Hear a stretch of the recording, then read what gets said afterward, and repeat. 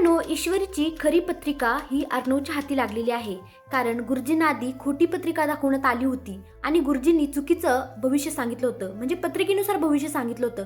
परंतु आता अर्णवला कळलं आहे की गुरुजींना दिलेली गेलेली पत्रिका खोटी होती आणि ही खरी ईश्वरीची पत्रिका आहे. कारण जेव्हा खोटी पत्रिका पाहतात तेव्हा ईश्वरी त्यांना सांगते की या पत्रिकेवरची माझी जन्म डेट चुकलेली आहे, कारण ही माझी पत्रिकाच नाहीये. त्यामुळे आता अर्णवला कळून चुकतं की ही ईश्वरीची पत्रिकाच नाहीये, याच्यावर ईश्वरीची जन्म डेटच नाहीये. मग आता ईश्वरीची जी खरी जन्म डेट आहे त्यानुसार आता गुरुजी पत्रिका पाहणार आहेत.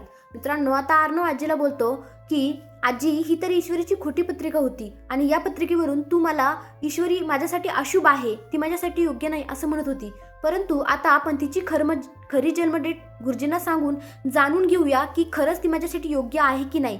आणि ते मग आता अर्णव गुरुजींना सांगतो की माझ्या आजीच्या समाधानासाठी आता ईश्वरीची खरी जन्म डेट घेऊन आमच्या दोघांच्या पत्रिका जुळतात की नाही ते पहा, आणि आता खरंच ईश्वरी आमच्या घरासाठी योग्य आहे की नाही ते तुम्ही सांगाच. आणि आता गुरुजी अर्णवची आणि ईश्वरीची दोघांची खरी पत्रिका वाचतात आणि आता ते खूप मोठा खुलासा करतात. मित्रांनो, आता तर खरा ट्विस्ट येणार आहे. गुरुजी सांगतात की ईश्वरी तुमच्या घरासाठी लक्ष्मी आहे. तुमच्या घरात अर्णवची आई म्हणजे सात्विकाचं रूप घेऊन ती आलेली आहे आणि तुमच्या घराचा उदय होणार आहे.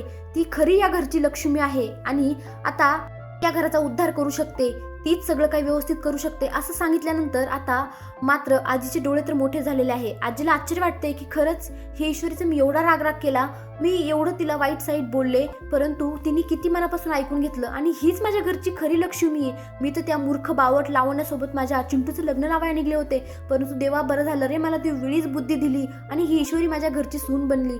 अशा रीतीने आता ईश्वरीची खरी पत्रिका मिळाल्यामुळे आता सगळं काही छान छान शुभमंगल झालेलं आहे आणि आता खऱ्या अर्थाने अर्णव आणि ईश्वरीचं जसं मन जुळलं तसंच आता पत्रिकाही जुळलेली आहे आणि आजीचा रागही गेलेला आहे. आता मित्रांनो, खरंच अर्णव आणि ईश्वरी खऱ्या अर्थाने एकत्र आलेले आहेत. काय वाटतं तुम्हाला? कमेंटमध्ये नक्की सांगा. धन्यवाद.